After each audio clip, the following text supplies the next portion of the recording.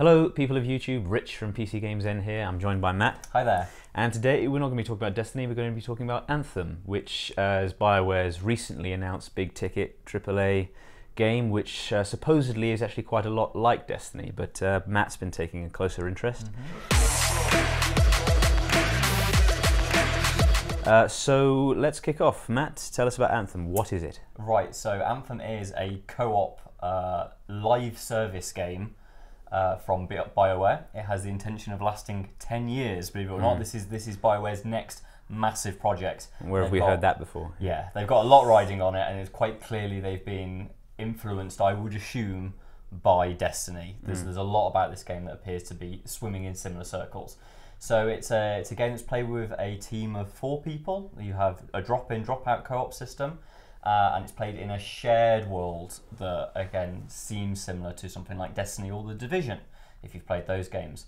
It can be played with teams, or you can play it on your own, as has been confirmed by the game's lead designer, Corey Gasper. But I would assume, even though you can play it solo, it's still going to be in an online environment. I think that's the whole crux of the game. Looks like it's going to have some sort of matchmaking system for anybody that didn't like the idea that Destiny doesn't quite have something like that, hinted at by the game designer Jonathan Warner. But in terms of all of these names that are in it, the key name you're actually really going to want to know about is Drew Kaspershin, is the lead writer on this game, and he was previously writer on Mass Effect 1 and 2. And on Baldur's Gate, yeah, right? Baldur's Gate 2, he's had some writing in Star Wars The Old Republic. So there's some big names behind this game. Very good. From a very big studio. That's encouraging. And we saw a little bit of the setting in the E3 reveal trailer, did we not? Tell us a little bit about that. Right, so it's set on a planet where it's mostly populated by giant creatures and monsters. And basically humanity has sealed itself behind a giant wall. So behind that is the place called Fort Tarsis, which seems to be kind of like the last bastion of humankind, basically. Right. If you've watched Attack on Titan or read the manga, kind of, I'm getting that sort of vibe from it. It's described as a science fantasy setting by the general manager Aaron Flynn at BioWare. So he likens it to something like Star Wars or the Marvel Universe. Right, so, as opposed to something like Mass Effect, where the science behind the fiction was quite well developed. So. Yeah. Whereas in kind of Mass Effect, like you know how an assault rifle works by shaving off little grains and firing it through an accelerator. And I love all that stuff. Yeah, we're not going to get that basically from what I can see. It's going to have lots of really cool things in it, but I think like the Marvel Universe where. So, for example, like the cosmic cube it's a cube from space and it's cosmic and it does cool stuff. And I know there's lots of lore behind that artifact and stuff like that, but it's not backed up by science, which is how Mass Effect is. Mass Effect has a logical reasoning for pretty much everything in its universe. Because this is a science fantasy, it doesn't require that kind of hard science knowledge behind it. But that does mean that we get just really cool monsters that don't need to have any backup to them. We get really cool suits that you don't have to have an explanation as to how the exosuits, that is a big thing of the game. No one needs to know how they work. It's cool. It flies. And that's sort of it, essentially. So yeah, that is the setting. It's this very, very harsh environment. And basically you'll be playing people that are leaving Fort Tarsis and going into this very lush, vibrant, what looks like a jungle or a rainforest. Rainforest world. I mean, maybe there'll be other biomes in it, but what we've seen so far is very, very heavily forested and stuff like that. Okay, cool. So that's the setting. Tell us a little more about what we'll actually do in that lush, vibrant setting. You know, what are the activities? So it looks like you'll get all your missions and stuff like that, or a certain amount of them from within Tarsis. Right. That appears to be done in a first-person view, and you walk around and you can chat to NPCs. And get quests. We've seen examples kind of pop up in the gameplay demo that was shown at E3, which was to go out to the world and find kind of people. So expect, I'd imagine, a variety of kind of those RPG style quests. When you actually get out into the world, it becomes a third-person action game. It looks like there's a few cues taken from Mass Effect Andromeda's kind of very fast, sort of vibrant combat. Yeah. Basically because you wear an exosuit that has got a load of thrusters on it. So you'll be going out into this world with friends or people that you've met in the game, or on your own if that's how you want to roll.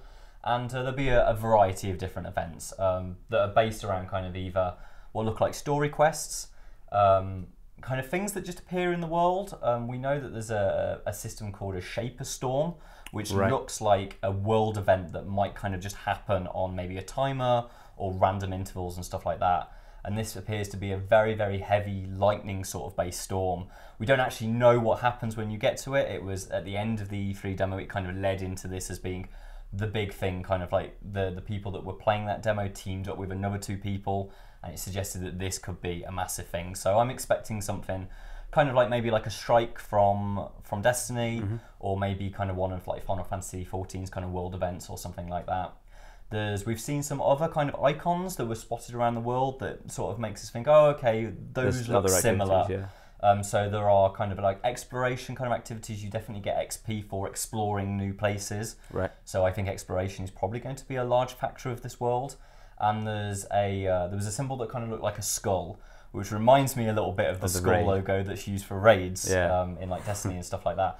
And I would assume there will be some sort of high-end end game sort of level quest or activity that can be done. And we're assuming that these high-end activities and things, or indeed all activities, will be driven by loot, right? We're assuming this is going to be a looter. It very much looks like a shoot and loot in terms of gameplay design. And we saw in the E3 demo some loot actually did drop, right? So So we've got some hints of this system. Yeah, we've kind of been able to figure out roughly how the system will work. It looks like that loot will be shared. There's a moment in the E3 demo where they open a box and the loot, it appears that the person that opened the box, who's not the character that is being played by the person playing the demo, picks it up. He picks up some Barinium shards, I believe they're called, and the player character also gets those as well. So it looks like things like that will be shared. I'm guessing those shards might be a crafting material or something like that, which would lead into potentially a system that allows you to create items. Yeah. There's also the standard kind of things, like you can expect to find new weapons, you can expect to find new items that customize your gear and stuff like that. For example, one of the special items that is picked up in the demo is Jara's Wrath, which is a level 35 Volt Rifle. Right. Which to me suggests that the guns are going to be very similar to Destiny or maybe the Division's guns. You can see in that kind of breakdown that appears in the E3 demo that the gun is split into stats that is damage, accuracy, range, rate of fire, and ammo. Okay. It's the classic kind of Destiny package, isn't it, basically? But also the fact that like the gun is leveled, it's a level 35 Volt Rifle, so that suggests that you might have to be a specific level before you can use that loot. Yep. It's got a type, Volt Rifle probably is maybe off the rate of fire, I guess, is an assault rifle, but there'll be plenty of different types of that. And it was considered a legendary item as well, so I'm guessing rarities. There are going to be epic drops, there's going to be legendary drops that might be their equivalent of exotics, let's say.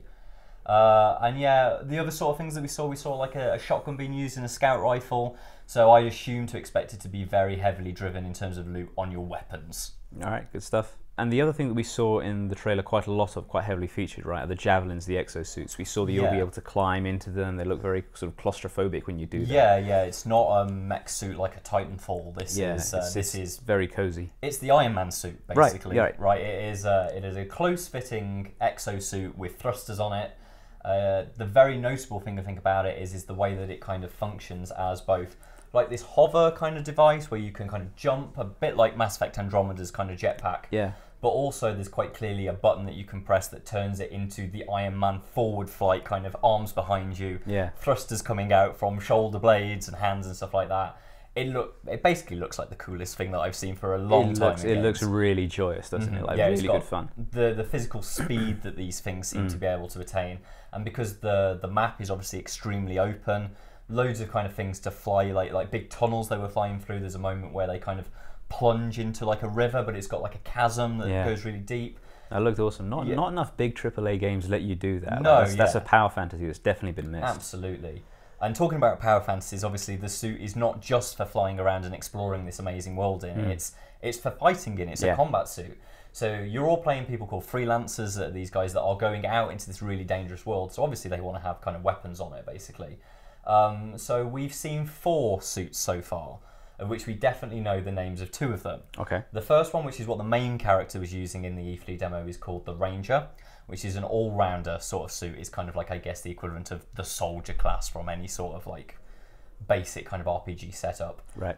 In the demo, it is equipped with a multi-lock-on missile launcher, which has a phenomenal bit in the trailer where basically she locks on to numerous kind of, I think they're called scars, which are these kind of creatures that are coming out of like a hive, and just triggers it, and you can see on the bottom hood the numbers ticking down as each of the missiles are flying out. It just creates this colossal sort of explosion. We know that javelins are customizable, so I'm assuming that is not the only thing that the Ranger can do. You can probably outfit it with a multitude of different sort of things. Right. The other player in that sort of demo is playing as the Colossus, which is a heavy tank suit, and that in the demo is equipped with a shoulder-mounted mortar, which again produces one of the most colossal explosions I've ever seen, sort of created by a player character. It's not like a scripted explosion like you get like if a nuclear bomb's gone off in a Call of Duty or something like this. This was actually someone creating an absolutely massive fireball.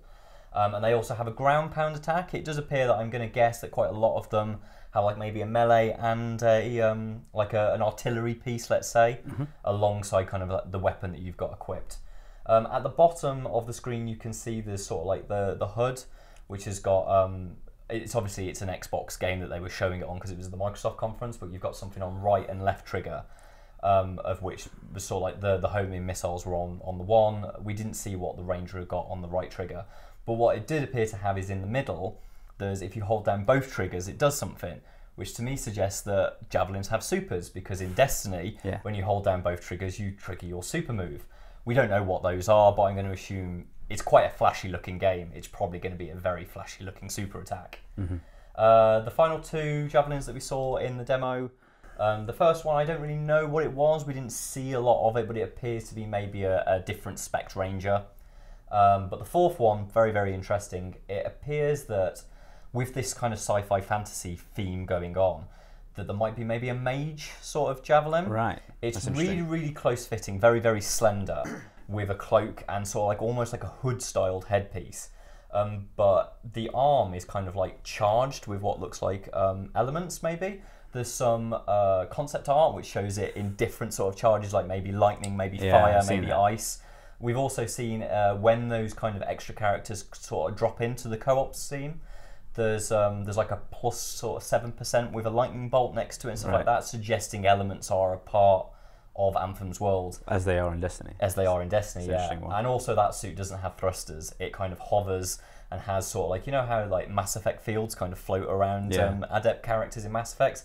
It's that basically, like that. Okay. They float into battle and sort of hover around rather than being on thrusters. Okay. So it appears that there's definitely an interesting sort of selection of javelins, and that we can, fulfill various different power fantasies. Awesome, it's cool. It sounds like you know actually quite a lot about it, considering, well, I suppose it's out next year, isn't it? Yeah. We're hoping for a fall 2018 release, but yeah, that E3 demo has already shown a lot if you're willing to kind of scour through it. Lines. Yeah, definitely. Yeah. All right, good stuff. I'm excited. Mage class for the win, personally.